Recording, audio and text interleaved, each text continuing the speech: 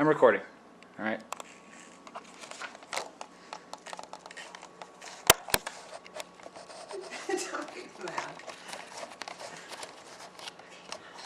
You don't have to be deathly silent. You can't trust it. There's no one there for you to talk to. All right. I'm Joseph Radermacher. I'm going to give you a presentation today on supporting military, friends, and family members facing deployment. There are several topics that we're going to cover. One being communication, second being emotional preparation, the third being physical preparation. Being military myself and having 3 deployments under my belt, I have some experience, my family has some experience, we've dealt with this several times. So that makes it a lot easier for us to deal. As I said before, key subjects are communication, emotional preparation, and physical preparation. Living in Colorado Springs, you may deal with military on a daily basis, or you may deal with them on a weekly basis, or you may not deal with them at all. Knowing this, it'll help you to support them.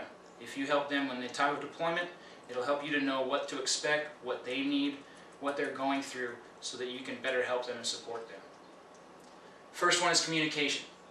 Communication is one of the most important aspects of any relationship, both between the parents and children, or between friends, between family. Any type of relationship is one of the most important aspects. One of the biggest things you can do for a military family member or a friend that's facing a deployment is keep the channels of communication open. They may not always want to talk to you, but if they know that you are there to be available for them, then that's an option for them that they know they have. Service members may not be able to talk to you about specific details of the deployment. Because of the nature of military operations, there are just things that they can't talk about. And if you understand that, you'll be better off too.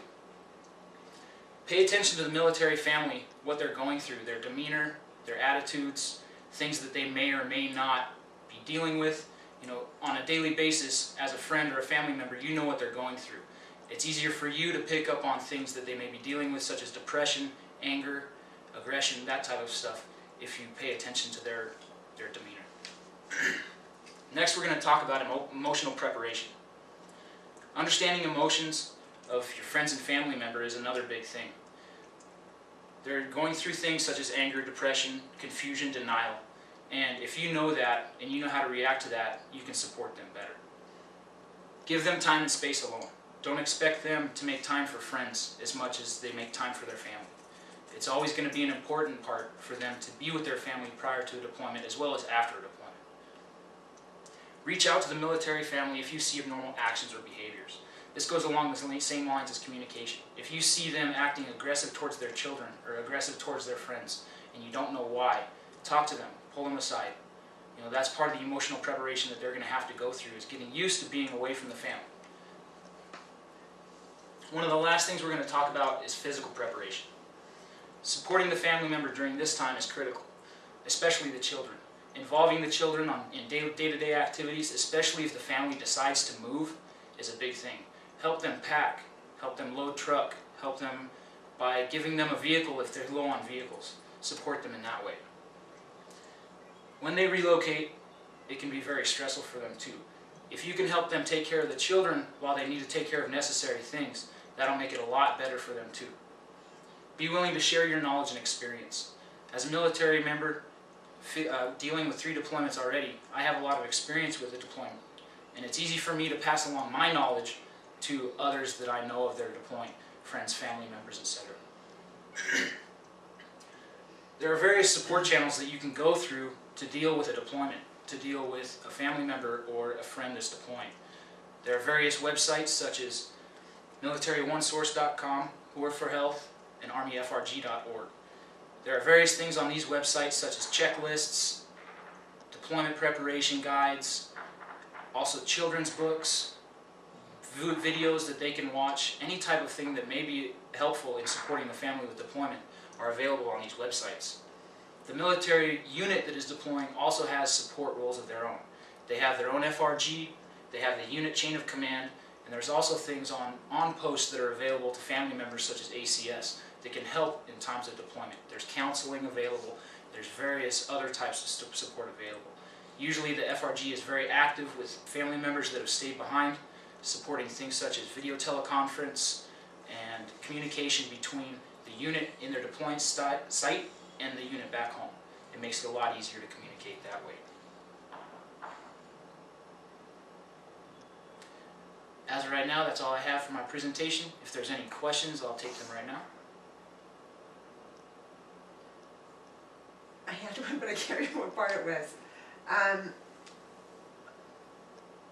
How helpful are, like, the websites? Does it give you contact people? Does it phone numbers? Yes, through especially Military OneSource. Military OneSource is a very good website. It has support for medical issues, family issues, military issues. It has counseling, contact information that you can get from there. It's got a wide range of support. Okay, and the FRG, does that give phone numbers as well?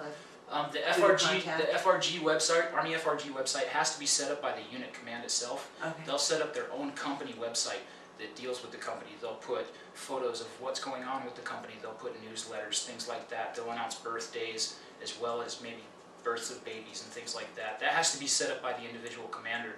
And once that's set up, each individual soldier can go on and register for that site and send the information to their family so that their family can access the site as well.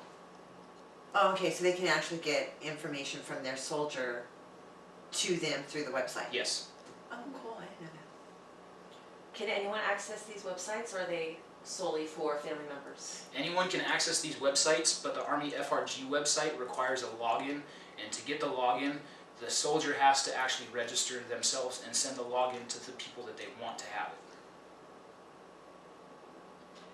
it. And the support groups for the military that's deployed, the soldiers that are deployed, they have access to all of the, like, support groups in Iraq or Afghanistan? Oh, definitely. The support groups in Iraq are very well built up. Now they have mental health, medical, dental. They have everything that we would have back here. And they also have fairly good communication set up now over there. No questions? No. This is all stuff you're going to need to know? I know. Is it just kind of, overwhelming? Overwhelming. Yeah. If there are no more questions, that concludes my presentation. Thank you very much for your attention. Thank you, it was Thank good. you. Very good. Yes, you can.